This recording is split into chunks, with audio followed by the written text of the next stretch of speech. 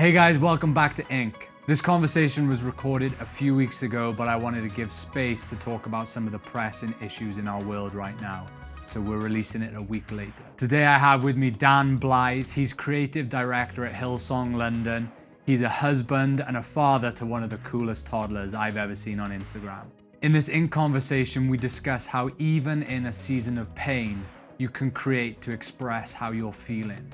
We are all creative. Some of the most creative people that I know are single parents trying to come up with creative ways of juggling work and parenting. So check out this conversation between myself and Dan Blythe. All right, how's it going? Welcome to today's episode from Ink. We've all had one of those days where you feel like you don't matter. Everything's going wrong and no one is there to listen or relate. But here at Ink, you do matter, and here we can relate. Because for all of us, there's always a something, a one thing, or many things that can really affect the way we think and feel. We hope that today's conversation brings a little bit of hope to your day. And do make sure to stay connected by subscribing to the channel.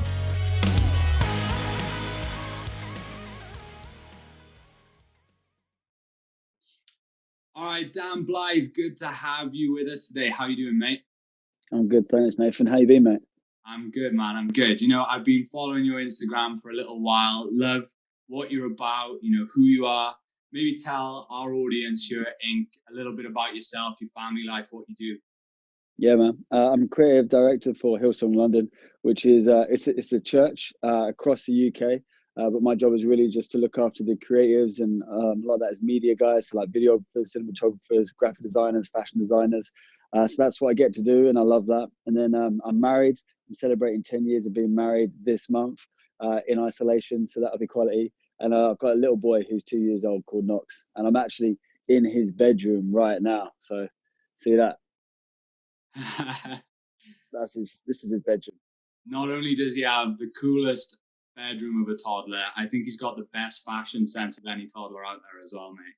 That's my wife, mate. She treats my son like a little doll, and she just dresses him up.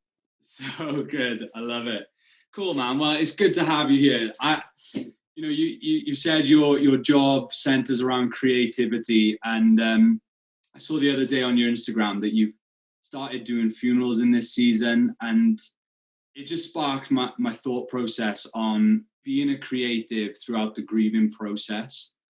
Have you guys, at Hillsong, have you got any kind of tips or just some wisdom you can share on being creative throughout the grieving process? That'd be sick. Yeah, absolutely, man. I got to be honest with you. Like, it was my first funeral the other day, and I had to really stop and think. Like, how do you help someone who is grieving? And so I guess the first thing that I realized is that we're never going to have all the answers. And so often what happens is, because we think we don't have the answers, and because we think it's going to be an awkward conversation, we don't even pick up the phone to call our mate, and we just think, oh, I better just give them space. But what I realized is, people who are grieving, it's better to be at least, trying to be in their world, not giving them advice, but just giving them encouragement where you can. And if you are grieving, I think the main thing just to realize is that grieving is just part of the process. So it's actually okay to grieve. The key is that you actually identify and go, yeah, you know what? I am in pain. I am grieving. And as soon as you start to identify it, that means you can actually heal from it. I think as creatives, it's such a great thing that we have art, because whether it's writing a song, whether it's doing some freestyle painting, whether it's designing something on your computer, you can actually take the pain that you're going through, and you can really identify it through creating something which really just, like, I guess, expresses how you're feeling. So I think as creators, it's nice just to be able to be aware that, yeah, I am grieving, but you know what? It's not going to be forever. It's just a season that I'm going through. Yeah, mate, it's so good. When I look at kind of my own life in this season, I'm not grieving, thankfully, but I feel like I'm grieving my old life. And I'm sure there's so many people right now, like, just longing for a beer garden or a coffee in the sun or whatever it may be, whatever thing it is that you like to do when life is normal, and you're grieving those moments. And I found myself kind of having that writer's block. I'm a drummer and I don't write lyrics or much music or melody, but I found myself actually like, how do I get myself out of this slump where I feel like paused? I'm not excited. I actually just miss touring. I miss my old life. do you have any wisdom for your creatives when it comes to like writer's block or whatever that may be for like an artist or whatever it is? Yeah, I reckon one thing is a massive thing is a perspective shift, or just really think about what you have. I think so often we look at what we've lost, and because of that frustration of what we lost, causes us to be in a sort of negative mindset. I think it's important just to make sure we never compare loss with anyone else. You know, I take my son Knox to the park, and he's breaking down, crying his eyes out because he does not understand why he can't go in the park. But you know, his loss is nothing compared to, like, you know, my loss, or someone else who's just lost a grandparent or whatever. But to him, his loss is everything because that's all he knows. And so it's really important that we don't start to compare our losses with other people. And what I try and do is not focus on the loss, but focus on what we do have. Instead of focusing on what we can't control, start focusing on what you can actually control. So sure, you might not be able to tour, but you know what, you can be, you know, trying to teach yourself a new skill, teach yourself a new art form. You can try and grow in a relationship with someone that maybe was a fringe relationship before. So I just try and look at all the things that maybe you can do rather than what you can't do, and see how you can invest a bit more time into that. I've had so many stories about people like learning French, and someone picking up graphic design, and someone who did video but now in stop motion animation. And it's like people are really using this time to really upskill themselves and prepare themselves for, like, you know, what could be in the future. Yeah. I guess one of the things that I'm trying not to get caught in right now is like, I don't know if you're anything like me, but if I want to get motivated for the gym, I almost have to go and buy new gym shorts. And I'm stuck in that right now. I'm like, well, Premiere Pro for my MacBook. I'm like, I'm not good at this. But what you said is good though. It's like, now's the time to like sharpen your skills and pick up a new trade. That's the thing I love about like our generation and the generation behind us, is we are ready to learn whatever it is like that. Like, and we can pick it wherever it is. Yeah. So it's good. It's good. Yeah. One of the things that we spoke about a little earlier is the fear of failure as a creative. You know, share your thoughts on that. You know, what it is to maybe overcome that fear of failure as a creative. Yeah, man. I think, and you know, especially, you know, you talked about the generation behind us, what Gen Z, they're actually being labeled the super creatives, you know, because, you know, in their hand, they got their smartphone, like you just said, you just downloaded the brand new software, and you're having a go at something. Like, it's instant, the accessibility we have to actually create. And so I think one thing that's going to stop this generation, our generation, from actually creating is that fear of failure. It's like, I want to have a go, I want to learn, but then if I can't do it, then I'm just going to give up. But you know, you look at a pilot, or you look at a brain surgeon, a heart surgeon, they hardly ever fail. But the reason they hardly ever fail is because they've had 7 years of training where they've tried and failed, tried and failed. They've had flight simulators, they've had test bodies, so they never ever fail. So I feel like, you know, we've got this voice where we're telling, you know, our friends and the next generation, you know, go for your dreams, try things, step outside the box. But then we're not also telling them that the reality is, if you are going to grow and develop, there's going to be a lot of failure, there's going to be a lot of struggle on the way. But it's actually the failure, you know, which is meant to be the thing which enables you, you know, to grow. I heard someone say the other day that failure is meant to be a bruise, not a tattoo. It's just with you for a moment, not with you for life. And I think if we can really grab hold of that, knowing that, you know, the failure, dropping the ball, making a mistake, it's just part of it, as long as that failure doesn't become part of who we are. Because it's very easy for us to fail and then, like, okay, that's me now, I am a failure. But as long as the mistake doesn't become part of our identity, then I think, you know, we've got so much opportunity to create incredible things. Yeah, man, 100%. There's those crazy statistics on Michael Jordan. For every shot that he missed, the many shots that he for every shot that he scored, there was so many more that he missed. And the biggest failures in the world are the biggest successes in the world. Richard Branson knows what it is to be a failure, and that's how he finds his success. There's another crazy statistic on all of Richard Branson's failed Virgin, you know, tries and attempts, and then you just are stuck with the few that were successful, but were very successful. Yeah, so it's good. I think for me in my life, and this will move us on to the last question really well, I think, is the thing in my life is like the anxiety of, you know, when I'm in the studio, what's the producer going to think when I screw up a drum take because I'm not good enough?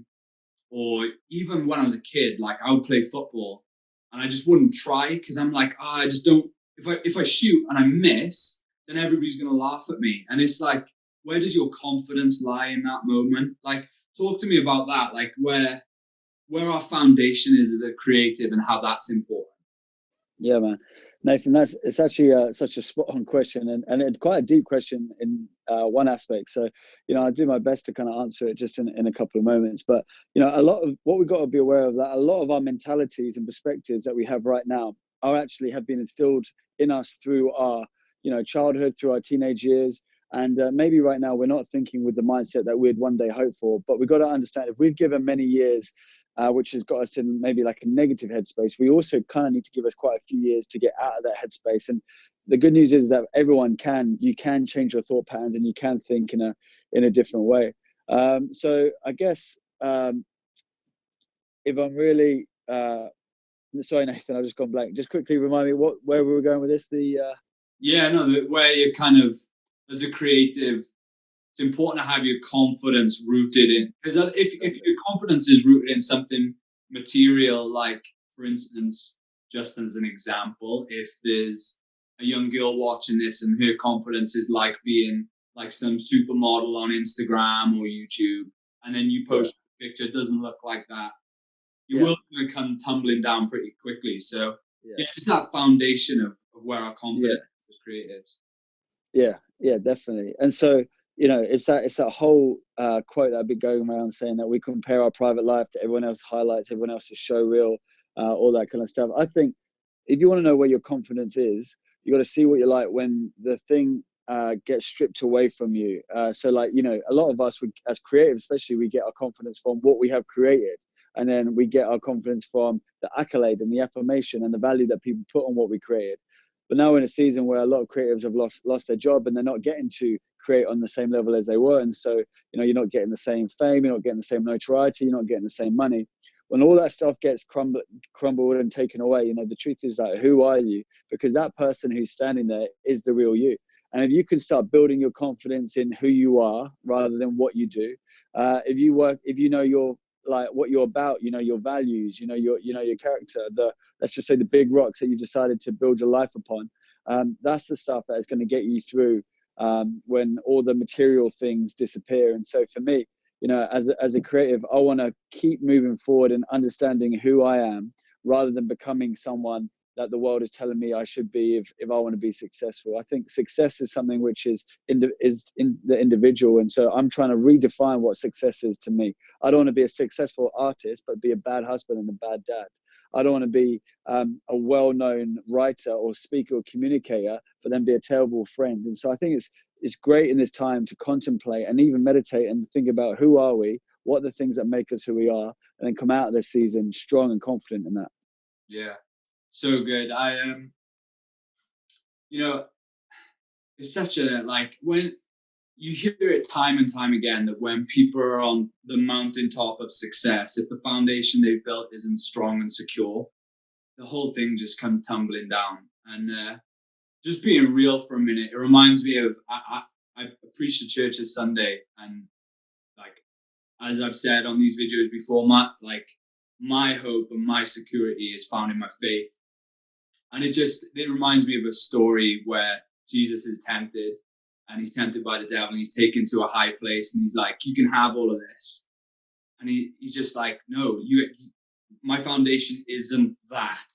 It's so much deeper than that. It's my relationship with the Father, with God. And I think, like, guys, whether you're watching this and you're like, oh, Christianity is ridiculous, like, stop talking about it, probably not going to do that, if I'm honest. So maybe just go on to the next video. But, like, it's an important thing that, like I've said in other videos, like, just having that firm foundation that's just a little deeper than, I don't know, like, how many goals you score on the weekend, or what makeup you're wearing, or what clothes you're wearing, what car you're driving. The foundation just has to go deeper rooted than that. What are, just real quick, like, what are some foundational things that you have in your life that are like, this is what I build my hope on? Yeah. So number one would definitely be my faith. And like you mentioned, I know it's not for everybody, faith, but for me, the characteristics of who Jesus was, he was all about other people rather than himself. and that's the sort of person that I want to be. So that would be my foundation. And then I think also as part of that, it would just be, I want to be like just a loyal. I actually wrote these down. So I took some time and I wrote 5 things down. And these were my core values. When I turned 35, which was in August, I wrote down 5 things and these were my core values. And out of these core values, do I make my decisions? So when someone asks me, Dan, can you do this? Or what do you think about this? I just think about my 5 core values and all my decision making comes out of that. So my faith was one of my core values. Valor was a word that I'd chosen. Valor means just to have courage in the face of danger, in the face of fear. There was creativity was one of them. Integrity was another. I want to be a man who is the same. I don't want to be like a chameleon, changing my colors to fit into different environments. I want to be the same man wherever I go. So integrity, because integrity is who you are, no one is looking. And then finally, humility. And, we're in a season where it's all about narcissism. It's all about self. It's all about promote yourself. And I just felt, myself, actually, I don't want to be drawn into that. I don't want to change to match that. I actually want humility. And things, as soon as you start trying to be humble, you can't be humble. It's something that comes naturally when you just stop thinking about self and start focusing on others. And so that's what I'm trying to do in the season of COVID. I'm taking time to call other people to see how they're doing. I'm taking round, whether it's food or medicine, to people that I can. I'm just taking my eyes off self, fix them on other people. And when you do that, you find that the result is humility. And I think humility is one of the most attractive qualities and characteristics of humanity. So they're my 5 foundational core values for this current season that I'm in. So good. Mate, I appreciate your time today. Thank you so much, man. Thanks, Nathan. I love this, what you're doing here, mate. And I look forward to hearing the other ones. Cool. Thanks, man. Cheers. Cheers, bro. So often we fail to create because of a fear of failure. Imagine all of the masterpieces that have never been created because people are scared to even start. Creativity can help us through some of the most painful seasons of life. It can help us express how we're feeling in dark moments. Creativity is an outlet for our emotions. Importantly, it's a resource for your mental health. It's a way to speak up and let the world know how you're feeling. But if we're afraid to even begin creating, then how will the world ever know how we feel? I love what Dan said about overcoming that fear by having our foundations laid on solid ground. I want to encourage you to implement 5 core values in your life. Drop a comment in the comment section and let me know what those 5 values are. Don't be afraid to fail. Start creating and let the world hear your voice. Hi, you still watching? You must have something better to do by now. Seriously though, thanks so much for watching today's episode from Inc.